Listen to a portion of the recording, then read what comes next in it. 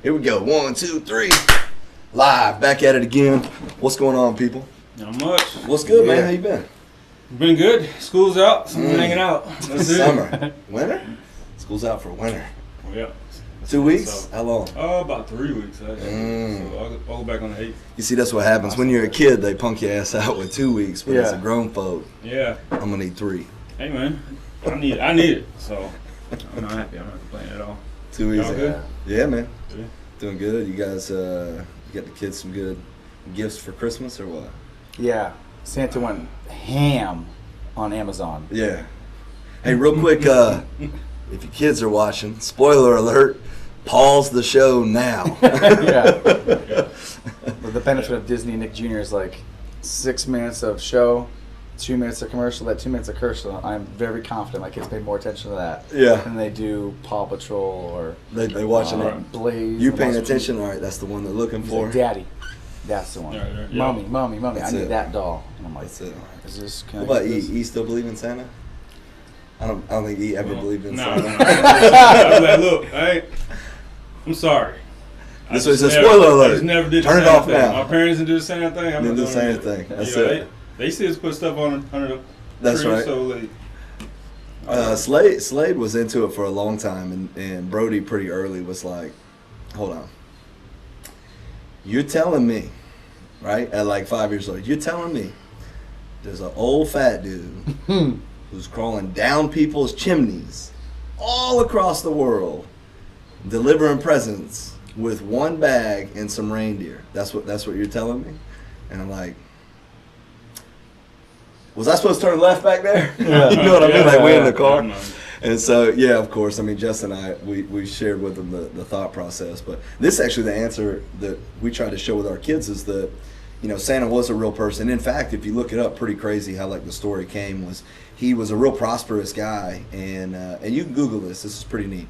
He's a real prosperous guy. And what happened was there was this, during their time period, men actually that wanted their daughters to get married gave gifts to the Mel's family, and there was this family that lived real close to this St. Nicholas. At the time, his name was obviously just Nicholas. They coined him a saint a couple hundred years after he passed away. But he was real wealthy. He was an older guy, and the family couldn't get married, the young daughters, and so he actually threw money down their chimney, and so they found these bags, and they were able to, and he saw the joy it brought and continued it, and from that, so the story came, that's where he came down the chimney anyway. So like I told my kids that, you know, he definitely was a real guy, and in the same way that like Amazon, or I used Redcon as an example. I said, look, so Redcon makes all these products, but they can't get them to everybody's house. They have to use the Postal Service for that, or UPS, right? So in the same way, like Santa was a real guy, and he did bring cheer and during Christmas time, and it was a fun celebration.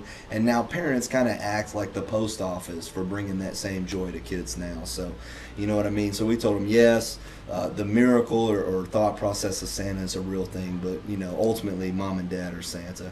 You know what I mean? And we hook it up, and as soon as we told them, it was so funny. Brody goes, "I knew it." Yeah, I see. 100%. Let's be real. It's America. You hear somebody in your house, that's you're right. not gonna be like, oh, that's Santa. That was another problem. Kids are like, it. "You telling me nobody shot Santa in this household?" Right. Yeah, that's it. Brody didn't believe no tooth fairy. She didn't believe none of that. She's like, somebody's paying for my teeth. I think y'all are paying for my teeth, right? I had my daughter going for a while. Yeah, that's it. Slade's so sweet, man. He's so sweet and so innocent, man. He like, you know, he for him, you know.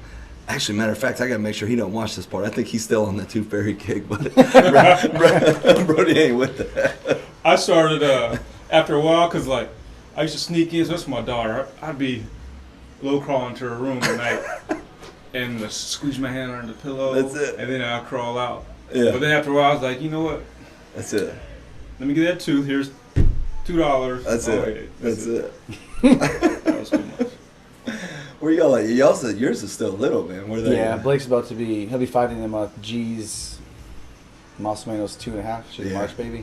So she believes whatever gets said until there's something for her to push back, or you tell her to do Right. it. Nah, then she's stubborn. But Blake just wants to be part of a win. Yeah. So he doesn't care what the win is. He just wants to be part of it. That's what's up. So he's like, "Oh, you want me to do helping? I'll do helping." But do I get treats? Yeah. I guess we're starting quid pro quo early, but That's all right, it. let's get That's it. it. That's it. That's how he's all about it. We'll work for gains. Yeah. You know, it's funny, man, because it's kind of like you have this, this dichotomy, I guess, of like you want your kids to be able to like enjoy this fun experience. At the same time, you're trying not to deceive them. You know what I mean? And so like that's why I tried to make it clear to my kids like what the intentions and values were as everything unrolled. You know what I mean?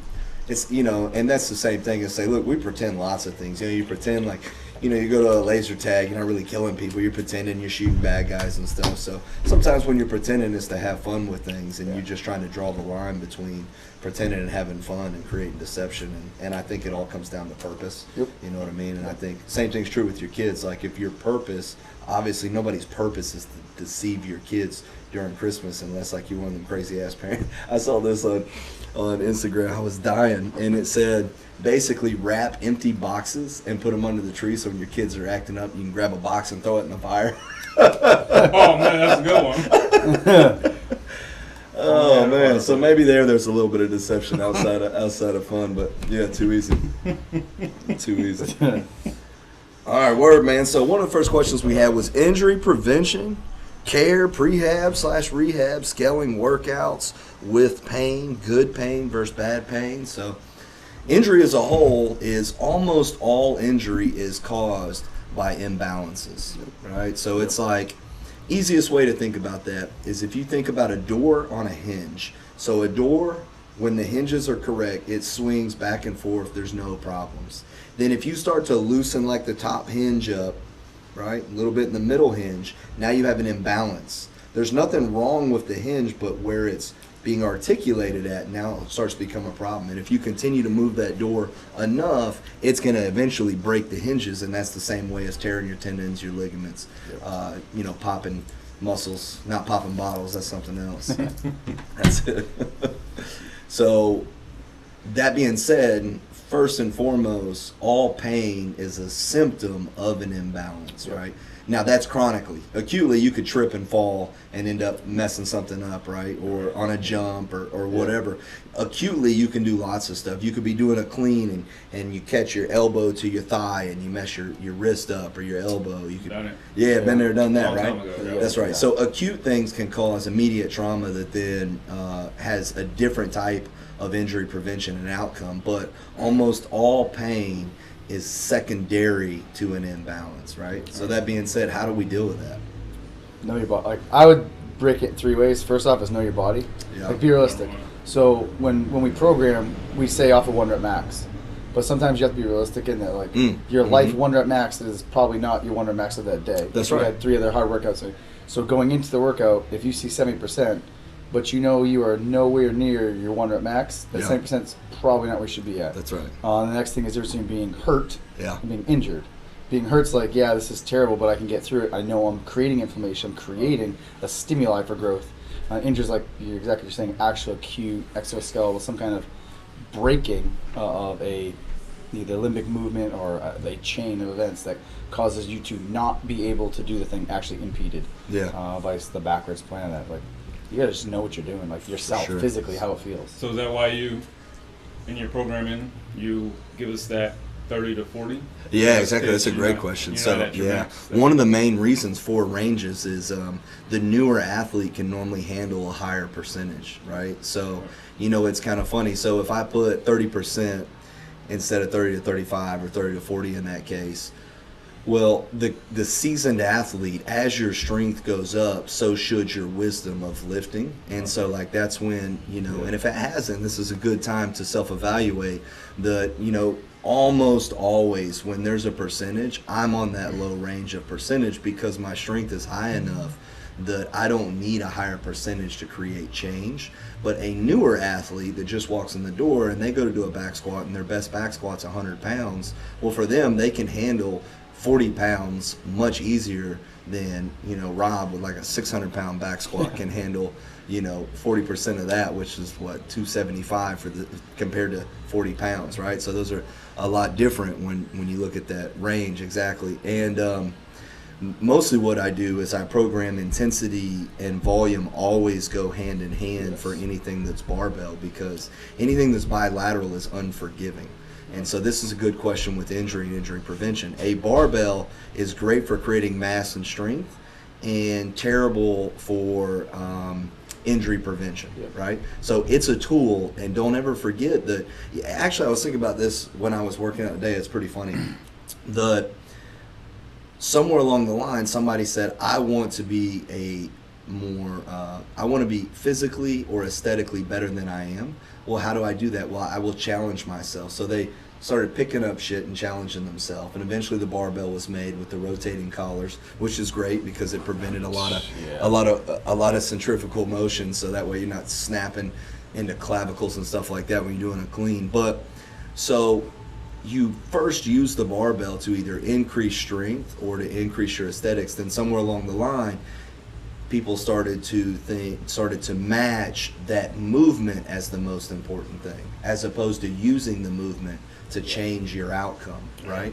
And so when we talk about injury prevention, the best thing to do is to remember that the barbell is serving your needs. You're not serving the barbell's needs, right, as the goal standpoint. So whatever weight you're using should be appropriate to help you grow, not you looking at the weight and going, oh, I got to add 10 more pounds because I'm doing this exercise and I want to be on the high end of this percentage, right? So yeah, that's exactly why I have that range. And here's like probably the least known thing when it comes to strength training, especially in America, right?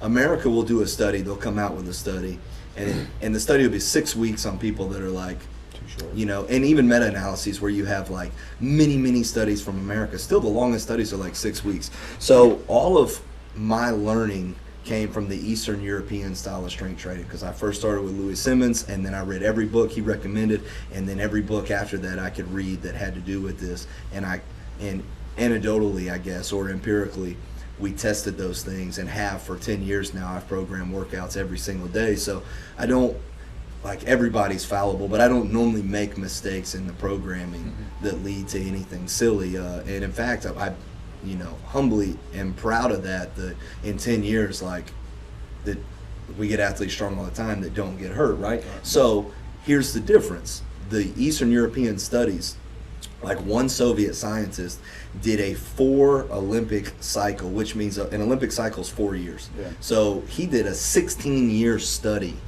on the high-end athletes. There's a big difference between what the outcome of that is and the outcome of a 6-week study. And what they looked at in there is they looked at what the winners were doing, right? They looked at, across 16 years, what are the high-end athletes doing? What are the outcomes? And then along the 16 years, they tested it on all kinds of normal people, if you will, right? And when I say normal, I don't mean like people off the street. I mean people that are working out, okay? And here's what they found. The amount of time you should spend over 75% is very low. And the amount of time you should spend under, you know, 50-ish% is very low. So most of your bulk of your training is between 50 and 75%. And the reason why is you build the most strength and technique in those ranges. When you go past 75%, this is why we only do maxes at a lower volume once or twice a week, and you're rotating what you're actually doing, right? So like, you're not doing a back squat max 3 weeks in a row. You do it and then you see it again in 6 to 12 weeks. And the reason why is, as your weight gets past 75%, your technique always starts to break down. And once your technique starts to break down, now you're no longer training your neurons and training your strength at that point. Does that make sense? And so the best way to get strong is to micro stimulate the muscle and neurons just enough, then you allow your body to adapt. And so back to the injury prevention in the first place, if you're injured, don't do the shit that makes it worse. Like, that seems silly, but it's pretty accurate. Also, losing technique leads to injury. 100%. 100%. I never smacked my elbow on a clean, and I've done this at a heavy enough weight. I've never done this under 70%. Right. You know what I'm saying? It's only when, like, you're trying for, you know, the third time post 90% and you're starting to get to the danger zone, and you really want it, you catch funny. Yeah, you missed it twice already. Yeah. Like, I gotta get this. That's right. And so what they found in this, A.S. Prilipin found this, who was also a Soviet scientist, what he found was 6 reps post 90% of a 1 rep max, the incidence of injury goes up synergistically. Exponentially is a better word, right? It goes up exponentially. So that means if you squat 100 pounds and you're working up to try to squat 105, well, as your workup, you do 90 pounds. That's your first post 90. Then you do 95 pounds. That's your second. Then you come back and you go, okay, I've done 100. I don't want to do 100. I'm going to do 103. Then you go 103, but you get it barely. Then you go 105 and you miss it. Then you come back and you go, oh, I'll try it again. And you go 105 again. Well, now you're 5 reps post 90, right? So that third try is going to be the first one that's going to really start to get to the point of serious injury. So you try the 5th one again, and you're a little stubborn, and you're like, I think I can do it. Guaranteed now, your incidence of injury is, yeah. If you don't get injured, it'll be more surprising than the opposite way. That's how high it is. So keep your volume low anytime you're going heavy, and keep your tries to realistic evaluation. Like, did I miss that because I just wasn't quite in it? Or did I miss that because I didn't, I just don't have it? If you don't have it and you think you can get in it, if you have it and you think you can get in it, then give it another. If you know today that neurologically and endocrine-wise you're just not there, no big deal. Like you said, your 1 rep max might not be your 1 rep max today, so it's about going as heavy as you can. Yeah. And so then injury prevention, at least from a barbell standpoint, is barbells are unforgiving. You bench pressing and your shoulder's messed up. You can't do this with a barbell. You can't make small adjustments. You have to stay in the same line. There's no give and flow. So instead, just don't use a barbell. Use dumbbells. You know what I mean? And adjust your body to where it needs to be. And realize, again, it's about an imbalance. So if this is messing you up and you need to do this, cool, we'll address why you're having that issue, address why your shoulder's getting shoved anterior, figure out what's going on, work the backside, talk to one of our team leaders if you're at the M, and we'll figure out a good game plan for you. And if that person can't, then they'll go to the next and continue up the line until they get to me. And if I can't figure it out, then we'll find a PT or somebody that can help you out. I'll probably be able to figure it out, and so will the team leaders. But if you end up having an issue that's beyond that, regardless, we'll figure it out. No doubt. It's true. I actually do that automatically. So to the today's workout, right? So I have a 635 back squat. Yeah. But I didn't plan off of that. Woo. Because that means that my all out on the platform, everybody's gonna I got 6 scoops of pre-workout. I'm pushing 5 grams of caffeine. Exactly. And my soul's evaporating. Exactly. No, that's not today. So my planning factor right now it's 5 a.m. Yeah, that's true. So I automatically dialed in. I plan off of okay, what's 15% less that? So this one of my planning factor was 585 or 605. Exactly. To exact points, 30 to 40%. What plate math works well in there that I know? Right. I'm going to do 5 rounds of this at 6. What can I guarantee that will stimulate to get 30 reps, good reps, quality reps out of it? Yeah, 100%. That's my individual window to increase injury mitigation. Yep. And then stimulate the muscle for growth without saying losing to the barbell and creating harm. That's right. And here's the neat thing. Let's say you lower your percentage. If you even just slow down just a little bit, your stimulus has changed already. Or if you stay tighter and move a little faster, your stimulus has changed better, right? So when you do a 1 rep max, you're optimal. Well, if you slow down just a little bit, you're suboptimal, it'll be harder. Or if you try to speed up a little bit, you're suboptimal. Right? So the neat thing is you can always lower your percentage and still increase or decrease speed accordingly and get just the same challenge. Exactly, man. That's it. And then for balance injury prevention, so what do you guys do restorative wise, right? To restore your tissue? Anything specifically? Yeah. I have a Tim Tam. Yeah. So it's a pneumatic actuator. So think of a Sawzall, but has a little ball on the end. Yeah, that's I'm able to do that, and then I'll. That's created by Faraz Rahabi. Yeah. It's awesome because George St. Pierre's fighting coach. Yeah, for me, I have finished the workout. I know my time window to get to work. Everything I backwards plan off of that. Mm-hmm. I allocate 10 minutes.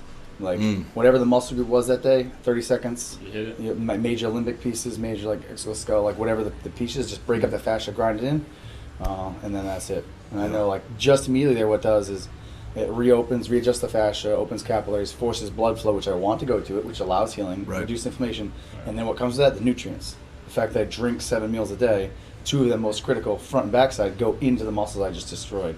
So then the rest of the day, my body's just recovering from it rather than trying to alleviate the inflammation, injury, and figure out how it's going to not die. Right. About you, Big Sexy, you doing anything? I do a little stretching. Yeah. What what he means by little stretches, he I got comes a in, foam uses the roller at the bands. house. Oh, yeah, no, I God. got Does- a foam roller at the house. Foam roller. You ain't laying on that foam roller. Every now and again I do. right before I get in the shower.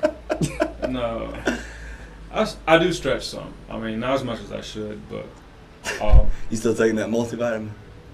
yeah, I didn't take it this weekekend, but before then. I Up was. to that point. Yeah. All right, you gonna get back on it then? Oh yeah, All I right. take the day as soon as I get out of here. But no, that's a weak point for me, like Right. staying on top of it. Yeah, man. And you know why? Because it's the boring shit, Yep. right? Yeah. So, you know what I mean? Stretching, mobility, all that stuff's the boring stuff. And the big secret is if you do it, you're going to get huge results. Right. Yep. And you'll prevent injury also. Yeah, 100%. So injury prevention, I like kind of 4 things, right? So I like scraping a muscle, which means you could use the back of a butter knife, which sounds crazy enough. And there's all kinds of fancy tools. I have one of these fancy tools. There's some not so fancy tools or whatever, but it's called instrument assisted soft tissue manipulation, right? And so you really, what the hell was that? Can't expand it or something. Is that what that was? That's crazy. So you like putting on, a little bit of lotion or something like that, like some deep blue, and you're using the back and you're scraping your muscles. And what that does is it helps break up some fascia. And, when you eat chicken and you're like separating your chicken, you'll see little spider webs, right? Little spider webs of fuzz in there, and you're helping break that up. And the more that you're breaking that up, the more the muscle moves, the better your circulation's going to be. So scraping's one, smashing is another. Donnie Thompson, the king of this, right? So came out with body tempering. And it's the shit, right? And so there's lots of different arguments about like why it works or why it doesn't work. And if you ask all the most sciencey guys, they'll say, oh, well, we don't really know what it is. Yet Donnie Thompson squatted, 1,200 pounds and had a 3,000 pound total. So, I mean, you're going to argue with that, go ahead. Have a good day, man, right? So, and you always kind of see this. You see the guys who are out there making it happen versus the guys who want to debate whether it works, right? So Donnie Thompson created body tempering, and I'm glad he did because it absolutely works. And so this is what my hypothesis is what's happening is if you take a band like this, right? If you take a string like a tightrope and you tie it across, and then you go to weight that, it's going to draw down, right? This is the thing in climbing. Actually, when I was a PJ, when you do high angle rescue, is that if you have 2 anchor points, the rope that connects those anchor points can't be more than 90 degrees, right? Because if it is, it's more than 90, these vector angles are so drastic that it actually applies more force to the attachment. So here's your muscle, say like your quad, it's laying there, and now you put this keg or you put this weight on it, and it's pressing down, it's going to stretch the muscle. At the same time, it's going to help flatten out and separate fascia at the same time. And so you got scraping, you got smashing, stretching. And stretching is one of the same ones where imagine that your muscle's like this and it has a knot in it, and you're pulling and you're stretching it. Well, it's not going to do too much to the knot, but it is going to start to pull on the attachment points. And then sometimes stretching can lead to more tendonitis. So you want to make sure that you have worn these knots up, scraped them out, smashed them out a little bit, then you're stretching, then can actually elongate the muscle really well. And then shearing, which is very similar to the other ones, but imagine you put your leg on a box and you put like a lacrosse ball underneath it and you smash it against the tissue and then you move the tissue. And so as you're extending your leg, you're like forcing it across. You're forcing it across that. So you're shearing across the muscle. So those are kind of the easy 4 S's that I like to think about when it comes to mobility. And the same thing's true for mobility that is for strength training, that as you do the exact same restorative things, right, restorative things, you're going to get diminished returns, right? So if you'll find this, you start off stretching and you do it for like 3 or 4 days, like I'm feeling great, and then you get diminished returns. So not that you should stop stretching, but add more to the flavor. Do some scraping, do some stretching, do some smashing, keep it on rotation. Yeah, for sure. And that'll help keep some of the boredom at bay, but it also makes it harder to follow because you don't have a set plan. So if you don't have anything, then stretch every day. That'll be enough, and it'll help warm and move your tissues up, probably enough to be able to keep away prevention. Yeah, for sure. And don't just stretch the shit you like stretching. Like some muscles feel good when you stretch them, Right. and some of them don't. You got to stretch both ends of that. Right, You know what I 100%. mean? That's it. What else, guys? Anything else on injury prevention? What are you guys currently doing? That's a question here. What are you guys currently doing for routines, food, workouts, etc.? What stays consistent every week? Mine's pretty everything. Yeah. It doesn't change. Yeah, nothing changes with him. And then? Well, let's see. What doesn't change now is I always, like, post-workout, I always have my post-workout. Look at that. In the first, I know you don't have to have it in the first 30 minutes, but I just do. Ain't nothing wrong with it. That just keeps me on top of it. That's right. 'Cause then The longer I wait, the less I'm going to eat. Yep. That's you true. know, and then Sure. it just messes up my timing for the rest of Yep. the day. So I try to eat within 30 minutes after. Yep. I used to have a scoop and like a small, I don't know, about 30 carbs before I came in the mornings, but I stopped that. But I feel like I need to pick that back up. I feel like that helps. Yeah, Gives give you a a little starter more gas gas. and Yep. you know, so. What about you? You do anything pre-workout before you come early? Yeah. So my breakdown: 5:30, 7:30, 10, 1, 3:30, 6:30, 9:30. The pre is always 75% of my, or to 25% of my carbs for the day. Post is always 50%, and then break down 10% for the rest, whatever the meals math out to. So 35 grams of protein, usually 55 grams of carbs pre. So like as I'm getting ready to write my stuff on the board, I'm ingesting that. Yeah. So then now that's onboard energy storage. What are you taking that in the form of? So it's whey isolate for my pre, and carbs are oats. So I just get regular oats, oatmeal oats, food process them so it's a powder. Mix them up with my creatine, my pre, all that. Yeah. Chug them down. That way my body is processing while I'm working out, so I'm surviving through the workout.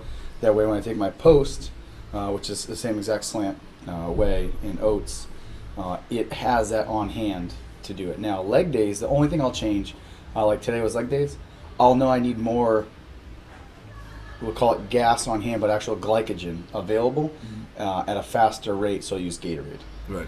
Because I know like I'm going to need it Burn through on it. Yeah. that like 5th, 6th rep of the lunge that is really heavy, rather than having to take oats and then convert them through all the processes. I can have the Gatorade that's already there on board, stored in the muscle for actuation immediately for Yeah. that ATP movement. For sure. That's the same. Like the only reason why I use oats is it has fiber in it. Yeah. I can blend it and drink it, which is for me very easy.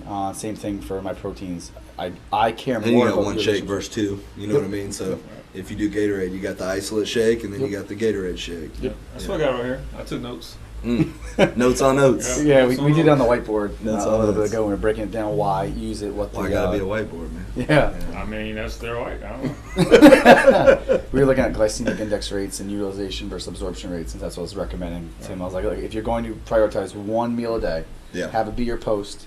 For sure. Your absorption Absolutely. window is good, Yep. but at least refuel what you just broke off. Otherwise, right. your body will start using That's other right. things. Help and systems prevent for it from catabolizing. Right. That's it. Yeah, that's what's up, man. It's easy too. Too easy. Yeah, that's it. That's it.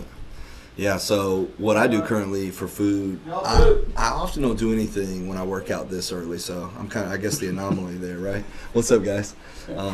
I wake up and I end up I drink like Double Tap from Redcon, which is helps, I feel like, vascularly open up. I get a good full set of lungs, and it's supposed to be a fat burner, which I don't really care about that specifically, but if I can use that for energy over just stored glycogen, I'm good with that. I like that too. And then I work out, and then post-workout do the same thing. I'm going to do, like, I'll probably have some organic milk, chocolate of variety, some gluten-free sourdough, whatever those little things are called, Yep. you know what I mean? Donuts. No, man, like a donuts. You stop that. No, like a fucking bagel or whatever. Oh, bagel. You know what I mean? But it's Yeah. not a bagel. What do I you think call Kate it? had one this morning. I Is understand. that a sourdough roll? Yeah, it's Yeah. I don't like a know. dinner roll, but it's not actually for dinner. Yeah, my wife's yelling at the screen right now. She's like, you idiot. I don't know that thing, but it's gluten free. And then I'll probably do like 6 or 7 eggs with a little bit of cheese on it, and maybe sour cream and salsa. So let's address like what I just said: high protein, high carbs, but also high fat. So I thought we weren't supposed to do that. It's okay if I know the next time I'm going to eat is not till 4 hours later. Yeah. And that's what's going to happen. So I'm going to eat, and then I'm driving over to Pensacola. We got a bunch of work to do over there. So my next meal won't be till at least 4 hours later. So I'm eating the higher amounts of fat to keep that party going while I'm not eating. If I knew I were going to eat again shortly, I would pull all the fat, keep the protein and the carbs, and then my next meal would be more either protein and carbs or protein and fats, depending on when the next meal is. So everything I eat comes down to what I'm going to do next, which is interestingly enough how I program as well, right? So it's what we're doing today takes into account what we did last day of this iteration and what we're doing on the next one. Yep, for sure. That's it, the window. And so the window looks like this. When you eat carbs, they're normally in your system, unless they're blended down like that, in about 30 minutes, and then they stay for about 2 hours. When you eat fat, it doesn't get into your system till about 2 hours, and it stays up to 4 hours. So those are kind of your windows that you're offsetting each other. So if you eat something that has high fat at 12 o'clock, then at 2 o'clock or 2:30, you eat something with a bunch of carbs, you're going to have an overabundance of energy in your bloodstream, and you're going to end up storing. Yep. Yeah, for sure. Same thing we were talking the other day on the board. I was breaking down with Grace and a couple of the team leaders, like why you eat, what you eat, and when you eat it. That's right. Because you want to categorize. There's no bad foods. There's just bad timing. Yeah. Essentially, if you have That's more in than you can use, it gets stored, right? So adipose tissue. That's right. Then, exactly to your point, the next day, if it's core crusher and you're not really doing heavy lifting, micro fissures and muscles, and then you have high fats again, well then now we're at Friday, and we're still trying to burn off what was the excess of Wednesday's fats and carbs that are just hanging out. Yeah, that's right. Intermittent fasting. What's that shit? So the most common one. Look, super meticulous. Bothered. Hot and bothered. Well, I am, right? Because the reason every diet has a purpose, but that purpose should be tied to a physiological, a physical, or performance end state. So if you just want to be skinny or have a number on the scale that makes you feel good, intermittent fast, tear it up, do you. Yeah. However, if you want to be performance oriented or have a large output of energy, muscular growth, that's not the way to go. Why? Because you're paying at a high the entire time. So traditionally, in the 24-hour window, what will happen is somebody will eat for 8 hours, so they'll consume all their meals in 8 hours. And then for 16, their body's fake starving. A great example of this was Herschel Walker. Can you be successful? 100%. He ate one meal a day, and he played in the league back when it actually had hard contact. That's it. 500 push-ups a day. Yeah. The difference is what he was doing is he's eating, let's just say, easy math, 2,000 calories in that window. Mm-hmm. So he has to have excess of that to grow. So he's trying to put 2,000 calories in his body and then use it for the next 16 hours to get through it. The average person does not do that. They're going to eat way more than that, and they're probably not going to eat the right macro profiles to support that. Mm-hmm. So to your point about driving to Pensacola, that 4-hour window of fats, well, that didn't change just because you ate it in one meal. Right. So now your protein is being synthesized, however long, in the type of protein you have with the fat that it has in it, saturated, polysaturates, monosaturates. Then your carbs get used. Well, if you just did a crushing workout, goodbye carbs, they gone. Right. And now you're relying on fats for a 16-hour turn, but they have a 4-hour utilization. So from hour 4, the next 12 hours, you're eating your own fats, and then you're pulling from your own muscles, thus catabolic. So it's negative return on a performance yield. But again, if you want to be Bollywood, like pick a weight on a scale and look skinny fat, then cool, do you. I like it. Oh, that's great. So, I love it. Real quick, you got anything on intermittent fasting? No, I don't. So, here are the pros or good application. I feel like such a translator all the time. This is so much fun. If you have a low requirement, not low requirement. If you have a lower capacity of output, it's pretty good, right? So, like if you're like let's say you did our fitness workout and you're just trying to be fit, trying to keep your life going. You know you're a businessman, you're busy most of the time, all that stuff. Dude, it'd probably be great for you. It reduces your gastric load for a large period of time and gives you manageable time periods that you can concentrate on eating really good food versus just kind of catching shitty food all through the daytime and never ending up with a good outcome. If your goal is to maximize the amount of muscle you're going to have and or maximize the strength or performance, then it's probably not a good look because it's going to be very hard to keep your body at an optimal level in a thriving mode during that whole time. I do think so. Like let's say you're 50 years old or older, right? Because we got a bunch of badass 50-year-olds in here, like Danny nonetheless. Or, Jermaine's about like 50 seconds from 50, right? Almost there. You know what I mean? But say you're in your mid to late 50s and you're not really trying to gain, but you're just trying to maintain what an entire life of fitness has given you, and you're playing with your grandkids and stuff like that, and you're a hunter or whatever it is, you're out hunting, you're spending most of your day, then I think it's a great tool at that point. And just because you intermittent fast doesn't mean you have to do it every day either, just like I talked about with diet. So I can use intermittent fasting as a tool to aid my life. It doesn't I don't have to subscribe to I'm an intermittent faster, or I'm a vegan, or I'm a carnivore, or I'm an omnivore, or whatever. You don't have to subscribe to anything. Everything can be a tool for you. So all intermittent fasting looks like is you don't eat anything until later in the day, or you could do it earlier in the day, but you only have about a 6 to 8 hour window that you're consuming food, and then the rest of the time you're fasting. And the thought process is it keeps you kind of like a fox. You're like a little hungry and wiry, and I don't think it's wrong. And I can speak to it because I have done intermittent fasting. I've done intermittent fasting. I've done the warrior diet. Actually, I've done damn near every diet except for be a pure vegan, right? And you know, I like to eat things that were vegan. You know what I mean? Like that's generally how, you know what I mean? Like cow, vegan, crush it, right? Except, you know, they'd be trying to give it all this crazy shit these days. But I've done almost every diet, so I have pretty good experience in it, and most of the time I did it just to see what would happen, you know what I mean? And to test it out myself. I'm a pretty big believer that like I don't have to shit on something until I try it. The main reason I couldn't be a vegan is because I just like protein, and when I say protein, I'm clearly saying dead animals. I know that you can get protein from beans and stuff like that, which we could segue to game changers, but real quick, last thing on intermittent fasting and window is if you're looking to have a high level of performance, you have to stay pretty fueled most of the time, and it can be argued that you don't, but at the highest ends of every sport you find the same thing. People that have very similar diets, very similar training patterns, and it's going to be smart training and smart diet. That's it, for sure. Game changers, did you get a chance to watch this thing? No, I didn't think so. It's too vegan for you already. Yeah. What about you, bro? Oh yeah. And so it's funny is I texted him like as soon as we were watching it. Two things: is it a good show? Yes. Yeah, it's well put together for sure. What they are trying to articulate and what they argue, great job arguing it. Yeah. It just fails to address a large spectrum of things. How I feel it could be better done is start with an abstract. Just say what we are going to cover is vegan protein in lieu of animal protein. Yeah.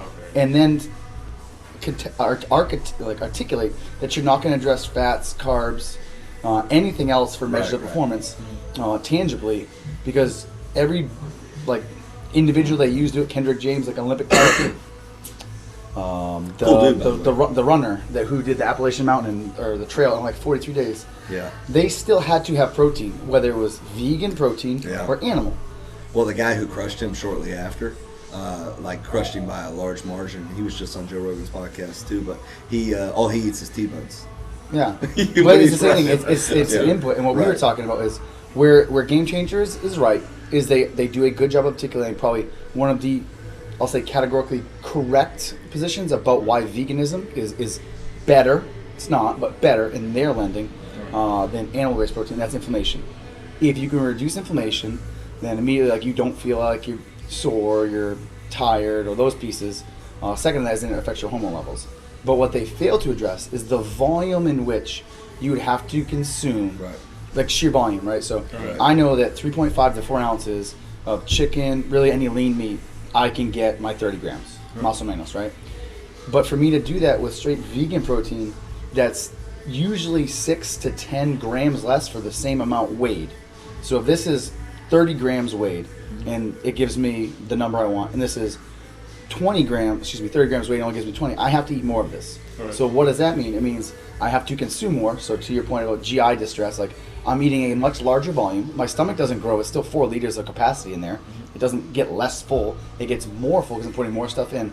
And then the cost, right? Because vegan, and it's short term, it's perishable items. Right. So you're going to have to get a more consistent rate, more grocery shopping trips, more things to get because they're going to go away in a shorter time frame. So just the scope and scale, I think it was a good documentary at articulating what a vegan diet can do, purely looking at protein abstract. Yeah, for sure. But what it does not address is the fats need to require that you're not getting because you're eating a ton of legumes and vegan things that have carbs in them. So you're getting a carb output not indiscriminate to what you would be on any other diet. Right. So their avenue was good. It just doesn't holistically address what they're solving. Yeah, for sure. And so to be clear, like, I am ultra biased, right? Because I eat an omnivore diet. And so, like, to be clear, what I'm going to say next comes with a bias that I don't think it's the best route, right? So, like, I'm not trying to say that I'm purely objective, but with a subjective thought process, as I have, I try to be as objective as possible. And so here's the deal. If you're vegan for any morality purposes or ethical purposes as you see, then there's nothing to argue. For you, there's nothing to argue.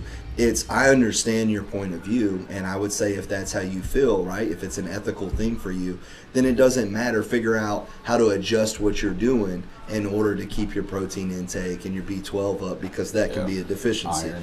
right? And if that's your purposes, then no problem. If that's not your purpose, okay, the other thing that the movie doesn't really address at all, and actually, so one of the producers, the fighter, and this other dude who's, I know it seems stupid, like a stupid thing to even say, he's an acupuncturist, but he's pretty well read in this area. They get on and they have a pretty good debate on Joe Rogan. One of the problem is that the acupuncture guy's just he's too nice of a guy. So towards the back half of it, he doesn't defend himself very well, honestly. And the fighter did a fantastic job of out debating him, but what none of the three of them really addressed was, so there's a thing called a Diaz score, which is it shows per gram of animal protein, different animal proteins, and per gram of vegetable proteins, what the amino acid profile is. And so the amino acid profile, which means like how many of the little amino acid building blocks make up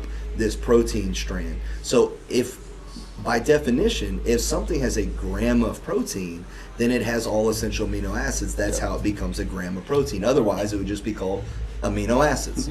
But within that gram, there's different amino acid profiles. So the profile in vegetable protein is about half of what the profile is in animal protein. And this is where the guy does the worst job articulating back the conversation. So the protein amount, even to go a little bit against what Rob says, and this is what he does a good job, is 3 ounces of chicken is about the same as 2 or 3 tablespoons of peanut butter. Now, with that, one of the reasons the caloric amounts are similar is because almost all protein, animal protein, has some level of fat. Now, the fat drives up the calories. Well, all levels of vegetable protein has carbs, so that drives up the calories. So you have a similar caloric amount, but again, I don't give a shit. We're not talking about energy here. I'm talking about the quality of the protein that you take in. And so this is what he fails to mention and adjust is, if I take 10 grams of vegetable protein and I take 10 grams of animal protein, the grams, while they look the same, you could say I'm eating 10 grams, what makes up the grams in the animal protein is far superior to the amino acid profile here. And so one of the arguments they say is that once you reach this plateaued amount of protein, total protein, that it doesn't matter. But there's no way that's applicable and true, because if you're saying 200 grams for a 200-pound guy of animal protein and now 200 grams of vegetable protein are the same, how can they be the same when the house that this 200 grams is built on has a less potent amino acid profile? It can't. So the 200 here would need to be more like 400 here to have the same amounts of amino acid profiles as the 200. And this is what he fails to articulate really well. So again, like, if you want to be vegan and you want to get your protein in the right amounts, then supplement. No big deal, man. Like, be a vegan and supplement with either whey protein, well, I guess you can't if you're vegan, but a good soy protein or something that's going to give you what you need. And if you're not a vegan for ethical reasons, then dude, unmatched is animal protein. Now, a lot of animals they do give B12 to, and they become the byproduct that you eat. But if you eat grass-fed, as I do, then I eat organic grass-fed meat. So they're not allowed to give it anything. It's organic, right? the profile of that, and it's funny, you go to the store and you just compare what the two look like. It's the same thing. Like one's ultra red, it's got lots of iron in it, it's good cut, and then one of them's like, this kind of looks like it's from Idiocracy, you know what I mean? The Vegetables Love Gatorade thing, you know, where they're killing everybody off. That movie's off the chain. But so again, the best diet is going to have lots of the vegan principles, which is all your micronutrients from vegetables, but it's also going to have plenty of protein in order to fuel the body. In fact, when I eat, the main thing I concern myself with is eating enough protein. It's harder to eat enough animal protein as it is than you try to make that outcome be the same thing with soy products. And the problem is it'd be very difficult, and you start off trying to be healthier eating vegan. That's I would assume most vegans' thought process is either health or ethics, right? Ethics off the table. If it's health, you're gonna have a hard time staying healthy when the amount of protein you need is gonna have to come from processed food sources that are, you know, fried tofu and everything else at that point. Like, to match it, it's a lot. I think it's like 12 cups of beans. 12 cups of beans is like 200 grams of protein, right? But you need 200. You need more than that, right? For the same purpose. Seems like a lot of eating to be vegan. It is. A whole lot. It is. And to make it like clear, like, so when I say a gram of protein from vegetables and a gram of animal protein are both a gram of protein, remember where that gram comes from is how much energy you can use to break that down. So like a gram of protein is equal to 4 kilocalories, right? Same thing on both sides. But when you look at both these, it's kind of like looking at a house that's built with some of the bricks missing versus a brick house that's built with all the bricks in it. And those are your 2 gram equivalents. If you want to have the same number of bricks, which is your amino acids, you're going to have more houses on this side. And so that's part of the problem. Again, I'm biased. Nonetheless, if it's for ethics, dude, it's plenty doable, but just make sure you supplement, because don't get it twisted. It's not for the layman person that's not going to look at it that meticulously. There's no way you can be a healthy vegan without being meticulous. You can do it, but you need to be meticulous for sure. Yeah, that's it, man. What are you guys currently training for? We'll go last question here. I was talking to somebody the other day about that, because when you're training towards something, either ollie lift or strongman, powerlifting, whatever, you actually train better. Sure, you get focused. So like, yeah, you get more focused. So yeah, I'm not training for anything right now. I'm just kind of like doing my daily, but I've thought about it. I'm thinking about what I want to train for, because then it's just going to up my gym and my effort. You know what, man? It's a good mind hack, right? Like, it's super accurate. For sure. I'm deciding what I'm going to train for, and even knowing that you're going to pick a goal in the future helps up your training as well, for sure. What about you? I have threefold. So by 1 April, I want to have an 1,800 pound, more than 1,800 pound total, right? Because I've done 1,765.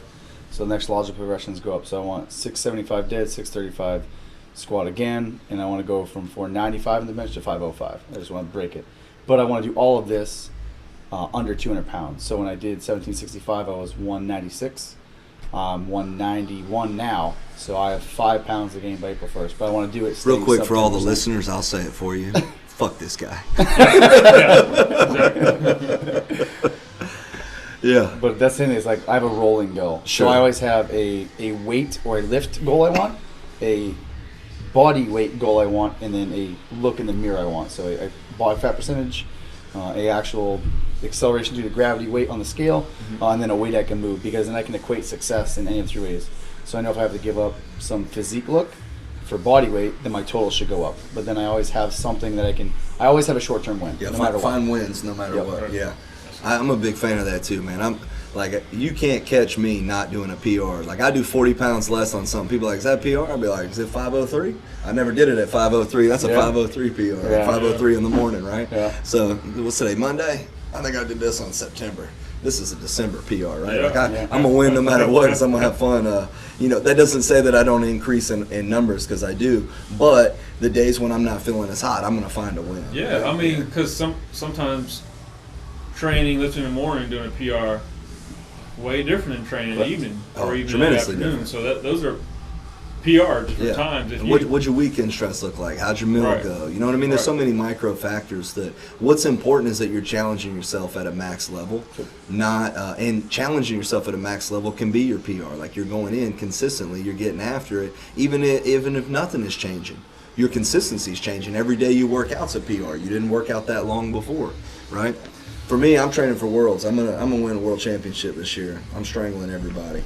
So I got close last year. I got knocked out in the 3rd round, so I ended up taking somewhere between 5th and 8th. They don't distinguish in the world. And this year, I'm going number 1. I'm gonna do the absolute, and I'm strangling all the big boys too. So 100%.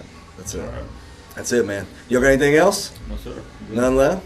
All right, man. Let's get a solid Who Y'all Never Quit or Who Y'all Never Quits it, man. All right, so we're going to do it like on 3. What are we doing here? Let's do that. All right, here we go. 1, 2, 3. Who y'all never quit? Woo!